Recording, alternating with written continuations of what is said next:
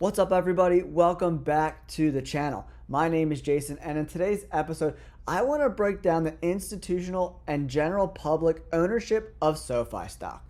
Moving forward, what I want to do for you guys is do a month-over-month overview of the increase or decrease in ownership by the general public and institutions. Real quick, before we get started, if you could do me a huge favor, hit that like button. It really does help. And if you like my content, please subscribe to the channel to get all my SoFi and stock updates. All right, let's get into it. All right, SoFi investors, if you take a look at the screen, this is from back on May 3rd when I did a video on institutional investors for SoFi stock. So we're going to take these numbers and compare them to today's numbers. So back on May 3rd, we can see that institutions owned 39.8% of all the shares, 420 million shares. And the general public owned 54.2%, 572 million shares, right? Okay, so now we're going to compare those numbers to the new numbers that came out yesterday. Currently, institutions now own 42.5% of all the shares of SoFi. So that's almost a 3% increase in institutional ownership in only 1 month.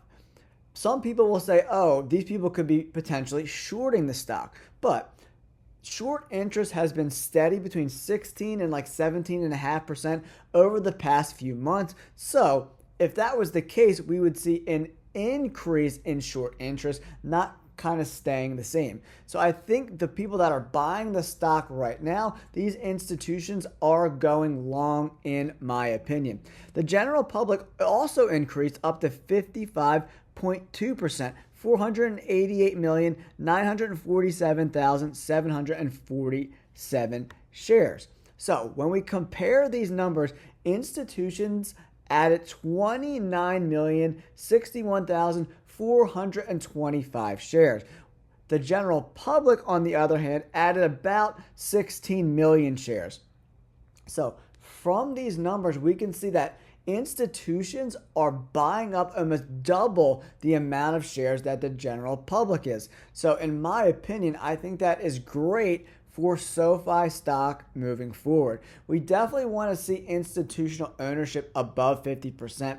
Hopefully by the end of this year, we'll be over 45%. And then by the end of 2025, we could hit that 50% range. With institutions adding almost 30 million shares this month, this is a great trajectory for SoFi stock with their institutional ownership. If these kind of numbers stay consistent for the next few months, we're going to cross over 500 million shares owned by institutions by the end of July, which is great. And then we're going to be around 600 million to 700 million by the end of the year. The best part about all of this is if institutions continue to add around 30 million shares per month and the general public adds around 15 or 16 million, institutional ownership will outweigh the general public ownership by around April of 2025. And that would be huge for SoFi stock.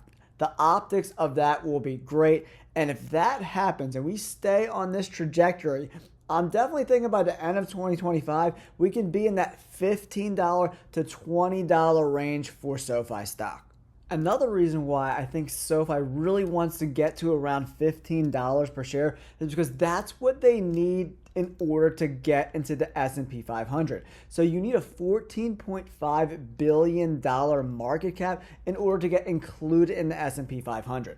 Right now, they're around $7 billion at about $7 per share. You double that and you get right around $15-ish per share to get that $14.5 billion market cap. You also need an average daily volume of 250,000 shares traded. SoFi right now is way above that, but SoFi really needs to get that stock price moving up if they want to get included in the S&P 500. You also need 4 consecutive quarters of profitability. We got 2 in the bag, 2 more to go. So that will be by right around January, February. So SoFi has the potential to be included right around the beginning of 2025. But the market cap is what is going to hold them back, right? They need to get in that $14 to $15 per share range to get over that $14.5 billion market cap requirement. So Anthony Noto and all his team is going to be pushing for that stock price to go up in the next year, year and a half, so SoFi can get included in the S&P 500. That's why I really think Anthony Noto and the SoFi team are really going to do whatever they can to push the stock price up. That's including share buybacks, which will help boost the stock price up and get it closer and closer to that $14.5 billion market cap threshold. Let me know in the comments below. Do you think SoFi will ever reach that $14.5 billion market cap? We're currently around $7 billion and the stock price is about $6.71. So we need to get, over $13.50. As long as SoFi doesn't dilute shares anymore, we got to get the stock price to between $14 and $15 to be included in the S&P 500. I think we can get there. It's going to take some work, but I think if Anthony Noto and the team continue to execute, we can get there, get that $14.5 billion market cap, and eventually get included in the S&P 500. If you like these kind of videos, don't forget, hit that like button and subscribe to the channel. We're getting closer and closer to 1,000 subscribers. It's all because of you guys. Thank you for tuning in. Peace.